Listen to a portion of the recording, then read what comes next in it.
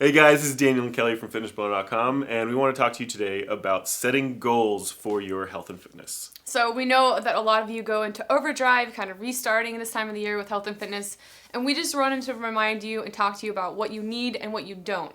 Health and fitness does not have to be expensive, it doesn't have to be restrictive, and it doesn't have to be boring. It shouldn't be tedious. Right. There are commercial after commercial after commercial that is trying to tell you that you need something to help you become fit and healthy. And in all reality, you don't need anything. Technically, you don't even need us. You just need the will to do it. Now, with that said, please continue watching our videos. Wait, don't tell them that. We do. No, but seriously, real food, whole, unprocessed, real food, and real sweat. Smart workouts, smart training, moderate training even. You don't even have to kill yourself in the gym. You don't even need a gym membership. In fact, you really don't need any equipment at all. We recommend dumbbells, but outside of that, even with your own body weight, you can get in a killer workout, and it won't cost you a penny.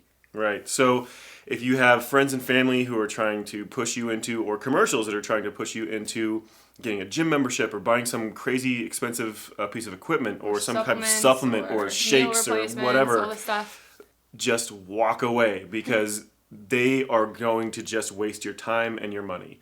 Basically, if you're not going to do this new thing for the rest of your life, that's what you have to ask yourself about your goals and the way that you intend on getting there. Can I keep this up for my whole life? Because the second you stop doing that thing, your results are going to go away. So you need to find an eating style and an exercise style that works for you, that you can embrace for basically the rest of your life. You don't, building habits is a very, very difficult thing to do. It takes a long time to break a habit or build a habit. So if you are putting all this time and effort into something that's not going to necessarily work in the first place, it's going to be that much harder. You're going to be that much more discouraged the next time you go around to actually do it right.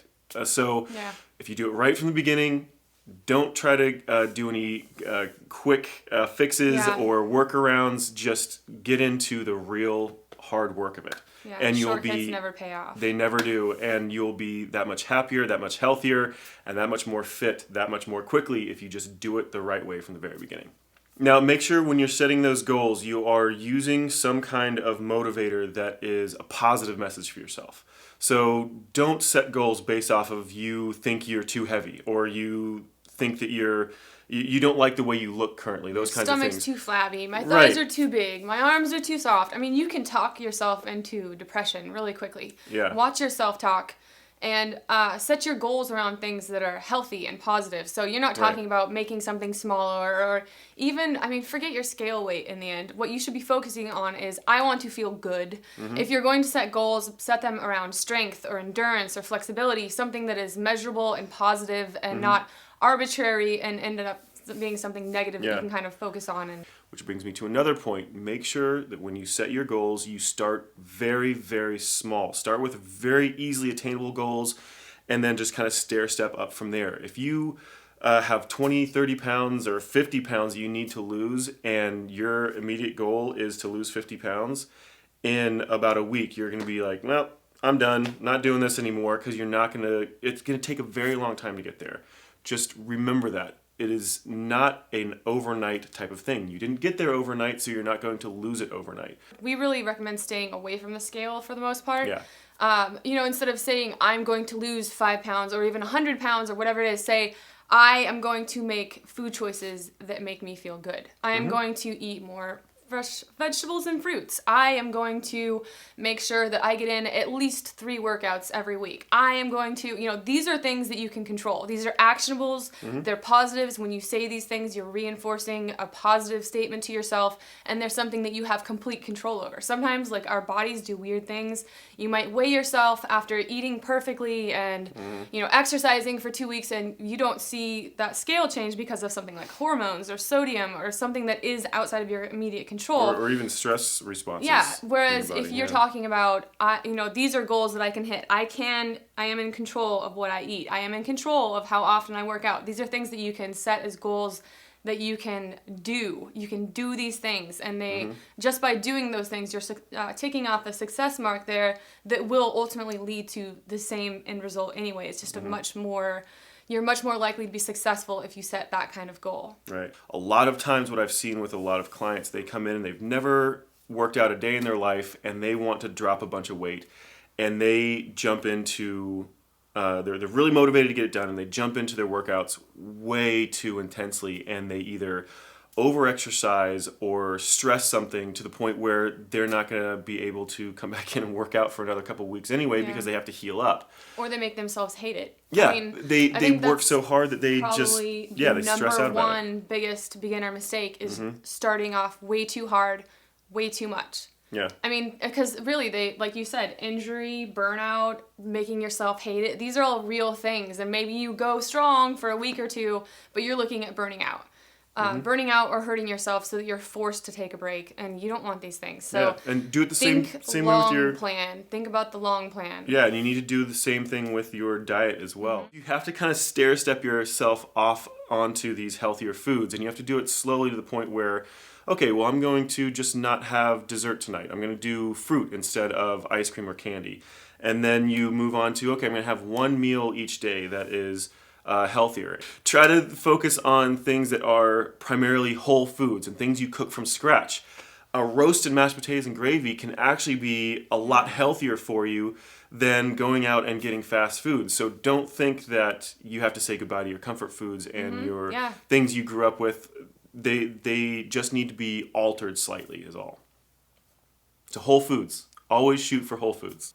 Another thing is to avoid any kind of crash diet, whether it be actually food or exercise. Like any of those extreme things, they're not going to last, they're not sustainable, and you can actually end up doing damage to the body that makes it harder for you to lose weight in the future. Make sure you're not trying to do a ridiculously low-calorie diet while trying to exercise. That's not going to work. You need to actually fuel your body so you can be more effective when you're exercising, and that exercising is what's going to burn the majority of your calories for you and increase your overall metabolism. So don't restrict your calories if you're trying to lose weight. You want to not overeat, but you want to make sure you have enough to keep your body fueled. So with that said, we actually have a brand new workout program coming out January 1st. Yes, this program is unlike any that we've done so far before. It's 4-week FB Sweat, and how it works is that you actually get to choose the length of your workout each day depending on your own needs. So every day you get to do either a 30-minute or a 50-minute workout. So if you have the extra time and energy, you can go for that longer one, and if you're pressed for both of those things, you can tackle the half-an-hour workout. So just like all of our other programs, this is a smart combination of HIIT, strength training, it's cardio, yoga, Pilates. There's all kinds of things weaved in here to boost endurance, strength, flexibility. We're talking about burning fat and building lean muscle. So there's several different ways you can use it, but it's an incredibly smart workout program that is flexible for your needs. And just again, like all of our other programs, once you buy this, it is yours forever, and you're free to repeat it as many times as you like. And you'll be doing a different workout video of literally every single day. Can you tell Kelly's excited about this? I am excited about it, actually, yeah. I'm going to be doing it with you guys, too. I just finished FB30. It was really fun, the third round, FB30 round 3, and now I'm going to be tackling this one. And it's going to be perfect because some days, I never usually work out over 50 minutes. Mine are usually like 30 to 50 minutes as my regular workout length. Yeah, so it's going to be really cool to be able to select, some days it's really hard to even find 30 minutes for a workout, but other days, you have a little time and energy extra, and so it'll be able to really be flexible for real life. Yeah, to work around your specific schedule when you can and can't work out. So this should be a really, really good workout. And like Kelly said, she's gonna be running through it with you. So we're gonna be kind of checking in with you guys as we go through it. So if you're interested in that, it goes live on the 1st. Yeah, Sunday the 1st. So make sure we'll put up a promo video for it on YouTube. So make sure you're watching YouTube on the 1st if you want to get the link for it, or our YouTube our Facebook page, our Instagram page, all the social media places will be putting up information about it. So be looking for that on the 1st. We've also been working really hard behind the scenes, and we have a whole bunch of really quite brutal new workout videos coming your way. Lots of HIIT, lots of strength training, some body weight stuff in there too, really everything in between. So stay tuned. Make sure if you're not subscribed already, make sure to subscribe. It's the easiest way to make sure you don't miss a new workout. Yes. Otherwise, we are open to all kinds of new things too. We'd like to start vlogging again with you guys. I know you have questions that you would like us to answer, and it always helps if you want to share those ideas, leave them in the comments, anything you want to see from us. We're always listening. We don't have the manpower to reply to every comment, but we're always listening, and we're trying to make Fitness Blender something that is better and more helpful for you. So never hesitate to speak up. All right, guys, leave your comments in the comment section below, and we'll see you on the first. Bye. Bye-bye.